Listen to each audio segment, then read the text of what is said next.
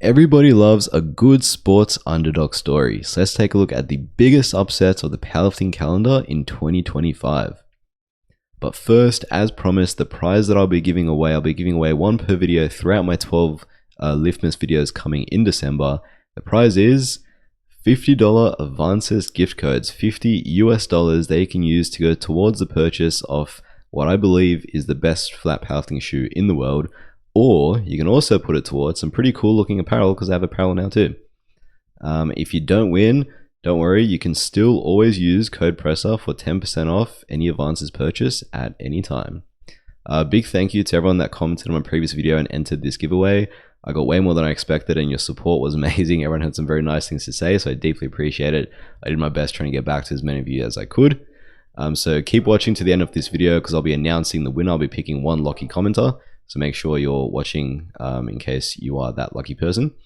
And for everyone watching this one, commenting on this video, you go into the running to win the prize, which I'll announce at the end of the next one. If you want more details on how that giveaway works, just check out my previous video. So on to the upsets. The first one, Avery Jackson at PA Nats. So the way this will work is I'll present these in chronological order, and at the end I'll pick one that I think was the upset of the year. So yeah, Avery Jackson, PA Nats. So coming in, the heavy favorite in the 66 kilo class for nationals was Jonathan Garcia. So he was a two-time PA Nats champion, including from 2024, so was defending champion. Also 2 times world silver medalist, including at the previous worlds at that point, 2024 worlds, in that famous three-way battle between himself, Pana, and Kasim-san, where they all totaled 707.5, and Kasim-san won on bodyweight. So yeah, Jonathan Garcia was recognized as one of the strongest active 66ers in the world at the time, and definitely the favorite coming out of USA. Then you also had a few other contenders who were way above Avery Jackson in terms of on the favorites list. You had another Garcia, unrelated, Morgan Garcia, who was a former USAPL national champion in 2022, I believe, a couple years ago, also with the best total of 715, very similar. So that was in the 67.5 kilo class, but he, super strong, his total did come down a bit. I think it was dealing with injuries. He was in like the sort of the high 600s as a 66 since he crossed over into Powerlifting America. But nevertheless, a very strong, very pedigreed lifter in that class, and was seen as a serious contender. And then you had, rounding out sort of the 3 favorites here, you had Austin Nikolai, who's very strong junior, was the junior world champion coming in from 2024. He also went on to win junior worlds this year as well. And with a best total of 702.5, again, similar to Morgan that came in the USAPL, and in Powerlifting America, his best total was in the high 6s at the time, I believe, as well. But with how young he was, I think was he 21, 22, like not even a fully, grown out of the junior at this point. And yeah, his upside was huge. He was putting up some crazy huge gym totals as well, around this time leading into PA Nats, or sort of late last year. So I remember when I predicted the 66ers and PA Nats, it was between these 3. I actually picked Austin Nikolai to win and pull off the upset himself over Jonathan Garcia. And Austin Nikolai beating Jonathan Garcia would still have been an upset, but I did not even consider Avery Jackson. I don't think I even mentioned him in my predictions video, which is wild. And the reason is because Avery Jackson at the time, now looking back in hindsight, upsets in hindsight are never as impressive, right? Because you can always, do some backwards reasoning to justify why we were overlooking him wrongfully. But the thing was, yes, his best total coming in was 700, absolute elite for a 66. But there were a few caveats here. He competed in untested federations, right? Now he did compete in the tested divisions. Now, if you're wondering why there would be tested divisions of untested federations, your guess is as good as mine. I don't know why the hell anyone decided to compete there instead of just going the proper tested route, IPF affiliate-wise. Anyway, Avery Jackson competed in the tested division of untested feds. And for those that don't know, there are other differences between tested and untested feds beyond just the obvious being the testing. You also have, he didn't have to walk out his squats. He was squatting out from monolift. He was deadlifting on a deadlift bar. He was also weighing in at 67.5 and in a 24-hour weigh-in instead of a 2-hour weigh-in, so more rehydration time. So a few differences there. And yeah, 67.5 kilo weight class, like I said. So Avery Jackson he did compete in one PA meet coming into this where he totaled 680-ish, but no one really knew too much about him. I didn't know anything about him, and to be honest, I didn't really look into him too much because I was focused on the other 3. But boy, was I mistaken.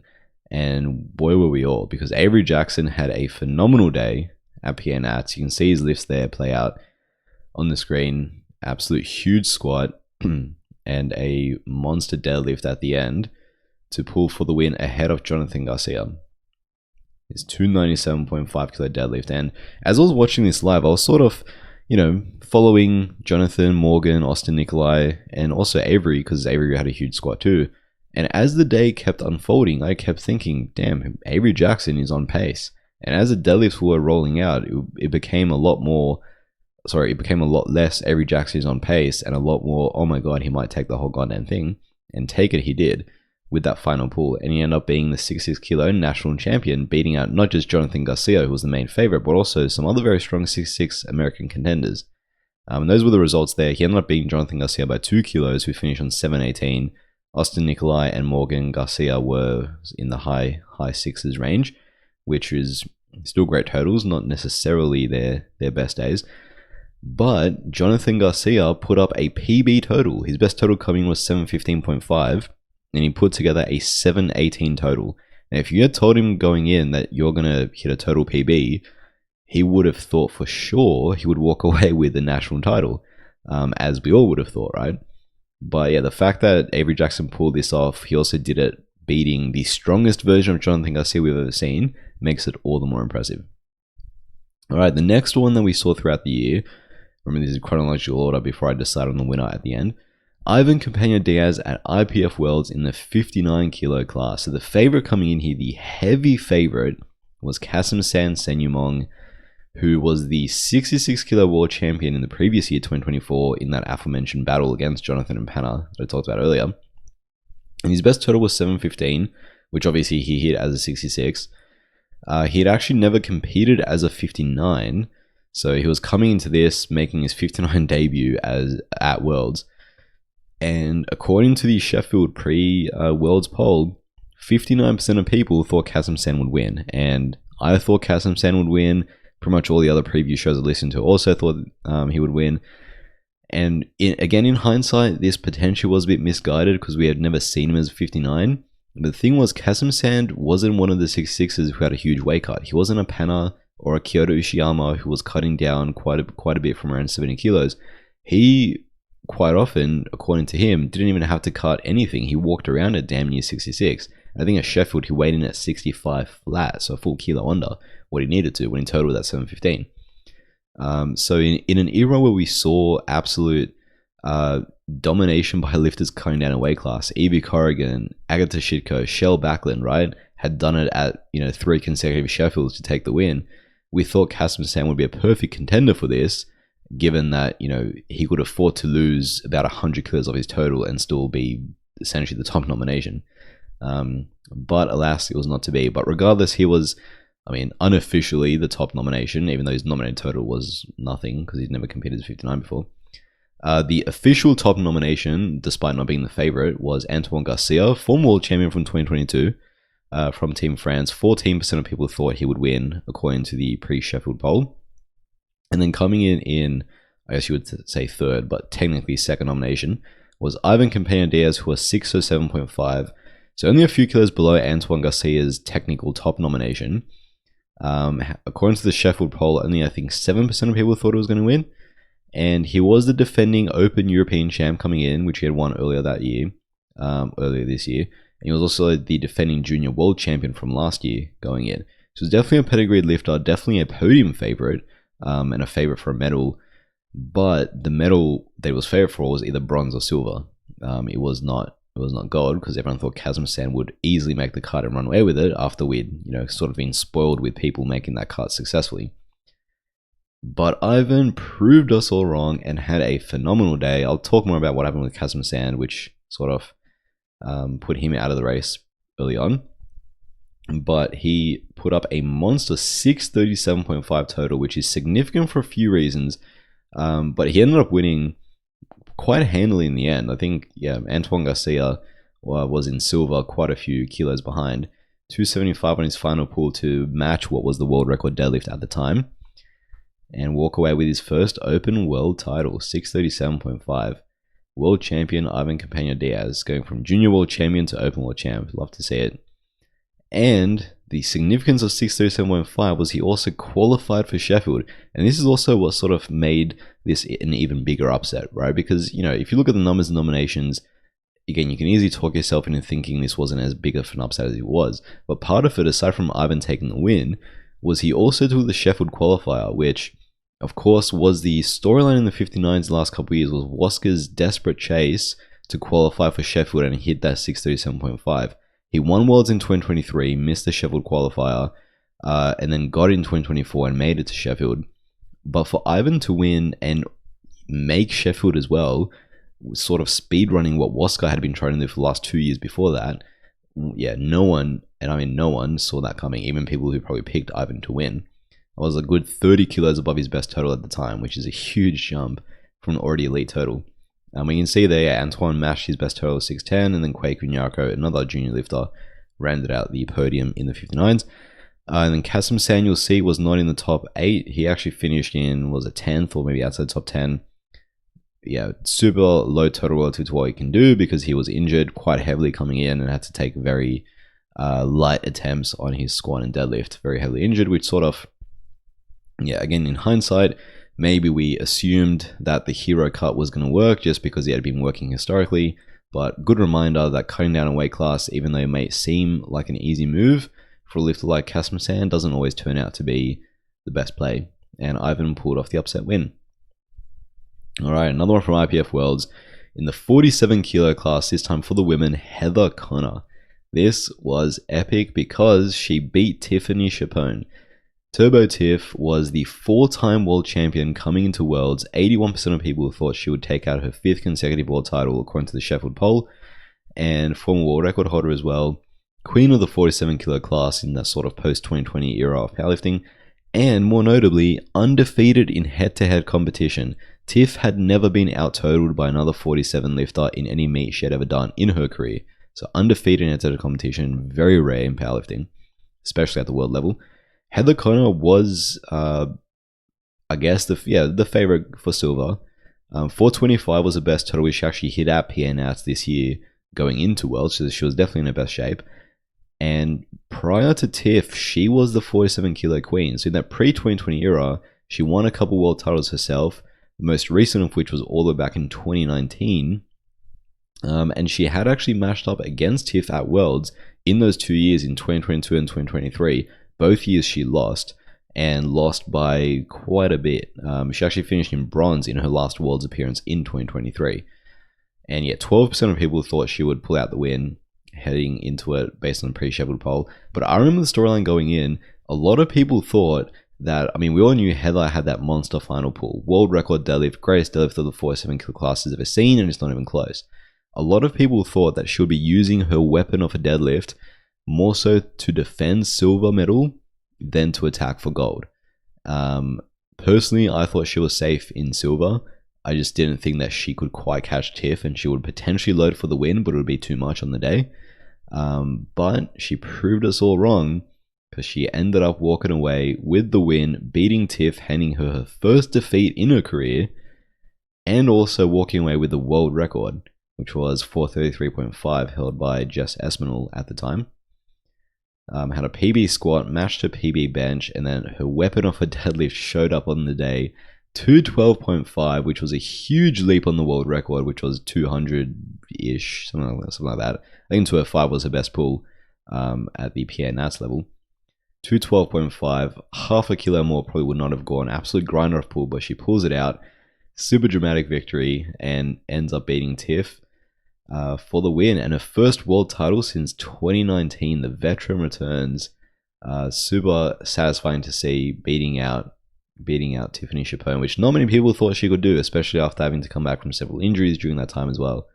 And yeah, also similar to Avery Jackson beating Jonathan Garcia, at the time Tiffany Chapone put up 434.5, which was a PB total for her, right? So she actually also took her world record back, albeit briefly, before Heather Connor pulled for the win successfully. So yeah, it wasn't like she beat a Tiff who underperformed. I mean, a lot was said about Tiff's attempt selection at this meet and how she probably Could have made some different calls there, especially on her bench, but also likely on some of her squats as well. But the fact is, it's not like she underperformed if you go by total. She still had a PB day total-wise. She definitely left kilos on the platform. And in the 2 times we've seen Tiff since, which has been just barely weighing over the 47 kilo class, she's total 450.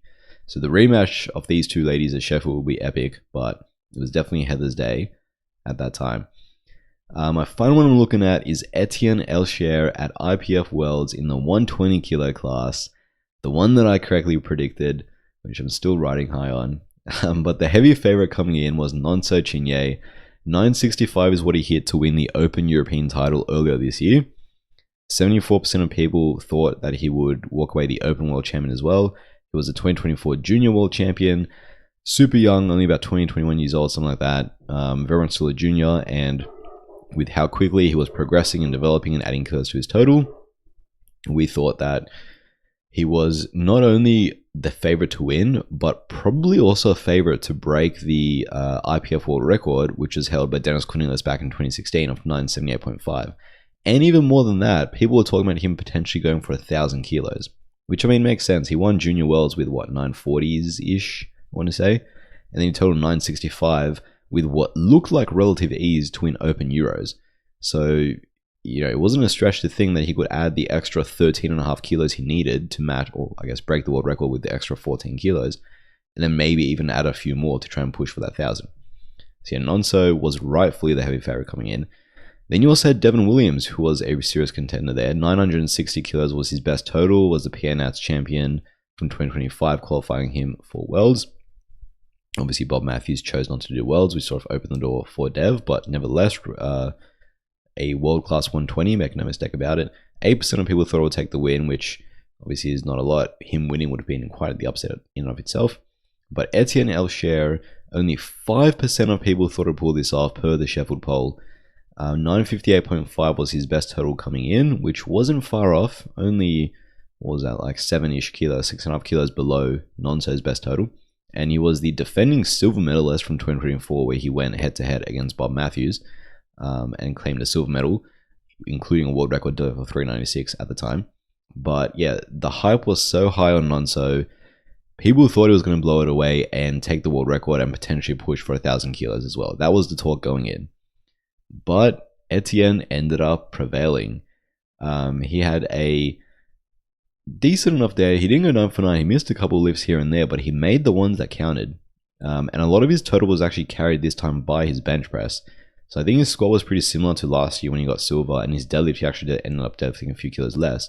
But he had quite a big leap when it comes to his bench, and that's what ended up making the difference and keeping him competitive on subtotal. And he has a monster deadlift. I mean, we know Nonso has a huge deadlift himself, but Etienne, 390 kilos, and that's what ended up giving 962.5, which ended up being enough to take the win.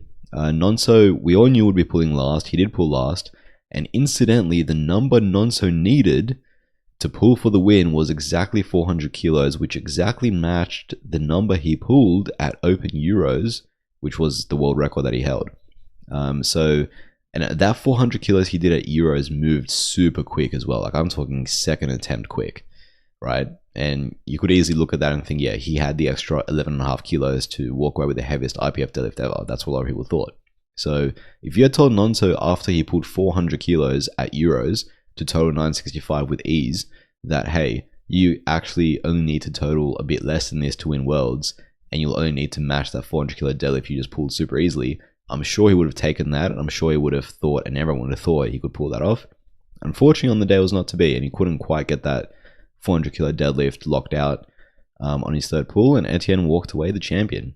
So Nonso ended up on 952.5 in silver medal position, Devin Williams on bronze with 950.5, and Joseph McDonald and Mo Suleiman also pretty close there for what was a very competitive 5-way battle for podium and for gold, which was very entertaining in the 120s. I'll be talking more about Joseph McDonald and Mo Suleiman in some other videos that have coming up, including biggest fumbles and biggest robberies. So that will definitely be mentioned in those. So stay tuned for some other 12 Days of Liftmas videos coming. But those are the 4 premier upsets this year in powerlifting we had. We didn't have all that many, but these 4 were pretty cool. Well, these were the 4 that stood out to me anyway. But the winner, so each one of these I'll be picking one. You guys know me, I don't sit on the fence. I mean, I made the prediction. I called Etienne to win Worlds. I just had a feeling that he would. And yeah, that's the fun part about making specific predictions. When they come out, you can keep bragging about them. But yeah, the winner I think this time, for me, is Avery Jackson. I know that title-wise, this is the one that actually was the least, right? Because this was the PNAT's title, not an IPF World title, which the other three, I guess, nominees were for World Championships, which is definitely a factor. How big of an upset it was, what was the occasion, etc. But the thing with Avery is, I don't know, just the fact he came out of complete nowhere and like no one was even talking about him in the preview, or people were just like breezing past him, like, oh yeah, here's Jonathan Garcia, here's Morgan Garcia, here's Austin Nikolai, and oh yeah, here's this random Avery Jackson dude.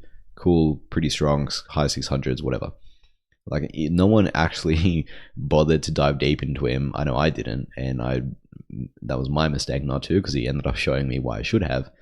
Yeah, the fact he came out of nowhere, no one knew about him, and a Powerlifting American national title doesn't mean as much as a world title, but it's still quite up there. Like, a US national title is pretty damn prestigious, especially depending on what weight class you're in.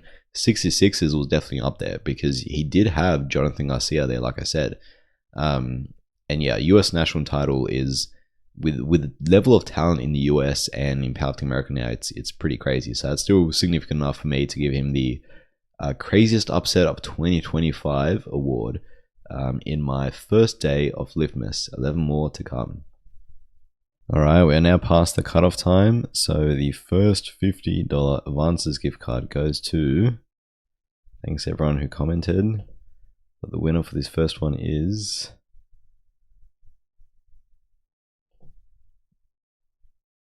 Caden Rich 7642.